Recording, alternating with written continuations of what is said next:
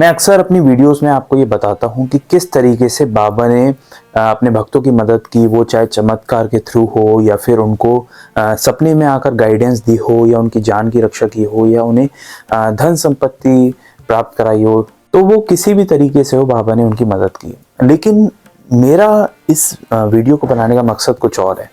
देखिए, बाबा जितने भी समय शिरडी में रहे वो भक्तों की अलग अलग तरीके से मदद करते थे, और जो भी भक्त जिस मदद की गुहार लेके बाबा के पास आता था, चाहे वो पैसा हो, संतान हो, नौकरी हो, फिर तबीयत हो, या फिर जो भी अध्यात्म हो, ध्यान हो, जो भी उनका मंशा होती थी, बाबा उसको वैसा सॉल्यूशन देते थे। लेकिन अगर आप जितने भी समय 60-70 वर्ष बाबा शिरडी में रहे, अगर आप उनके जीवन काल को देखेंगे तो सिर्फ देखने मात्र से आपको समझने को मिलेगा कि बाबा ने कुछ बातें बोलकर समझाई हैं, और बिना बोले बहुत सारी बातें ऐसी समझाई हैं बाबा ने जिनको हमें आज भी समझना चाहिए। देखिए, बाबा हमेशा ये समझाते थे कि हमें कभी भी डिस्क्रिमिनेशन नहीं करना चाहिए, मतलब भेदभाव नहीं करना चाहिए, चाहे वो हमारे पड़ोसी हों, ऑफिस हो या हमारे दोस्त हो। हम आज के समय में भी इस बात को लागू कर सकते हैं, और आज से 100-150 साल पहले बाबा ने इस बात पर बहुत जोर दिया था कि हमें किसी भी व्यक्ति से कभी भेदभाव नहीं करना चाहिए, क्योंकि ये जो जीवन है ये पूरा गोल है दुनिया की तरह। आप आज किसी से भेदभाव करेंगे तो कल आपको कहीं ना कहीं वो देखने को मिलेगा।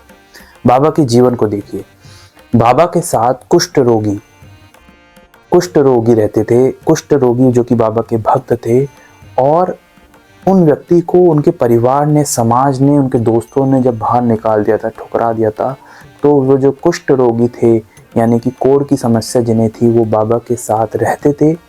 यही नहीं, बाबा के साथ खाते थे, बाबा के साथ सोते थे, उठते थे, बैठते थे, और साथ ही में बाबा का कंबल भी ओढ़ा करते थे, और बाबा ने कभी भी उनको बाहर निकालने का आदेश नहीं दिया। और इससे हमें एक ही बात समझने को मिलती है कि बाबा का यही मैसेज था कि कभी भी किसी व्यक्ति से भेदभाव मत करो। और यहाँ तक कि हमें ये पढ़ने को मिलता है कि बाबा जब भोजन किया करते थे, खाना खाया करते थे, तो बाबा की थाली में से अगर कोई जीव, जैसे कि कोई कुत्ता, बिल्ली या कोई भी व्यक्ति या कोई जानवर आके उनकी थाली में से एक हिस्सा भी खा जाया करता था, तो बाबा कभी भी उसको नहीं मना करते थे या डांट के भगाते थे।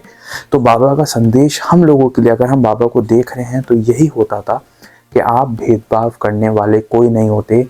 आप थोड़ी सी प्रॉपर्टी, थोड़ा सा मकान, थोड़ी सी ज़मीन, थोड़ी सी दुकान बना के अगर ये समझते हैं कि ये आपका अधिकार है, तो आप गलत समझते हैं, क्योंकि इस प्रकृति पे, इस नेचर पर, इस दुनिया में जितनी भी चीज़ें हैं, उस पर सिर्फ अधिकार ईश्वर का है। हम सब यहाँ पर रेंट पर, यानी कि किराए पर रह रहे हैं।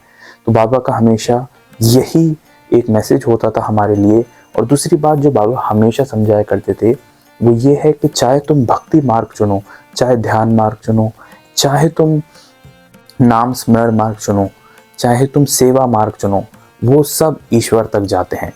क्योंकि इसी वजह से बाबा ने अलग अलग शिष्य को अलग अलग मार्ग दिए थे। उपासनी महाराज को उन्होंने एकांत में रहने के लिए किया था, वहीं दीक्षित साहब को उन्होंने 9 महीने ग्रंथ पढ़ने के लिए दिए थे, वहीं दासगनु महाराज को उन्होंने भक्ति भजन का मार्ग दिया था, जहां वो अलग अलग संतों की जीवन चरित्र गाया करते थे, पोएम्स गाया करते थे, भजन गाया करते थे।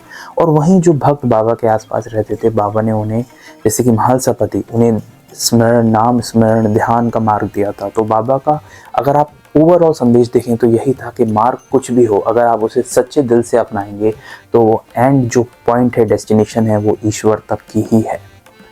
तीसरी बात बाबा के जीवन से हमें सीखने को मिलती है, वो है विश्वास।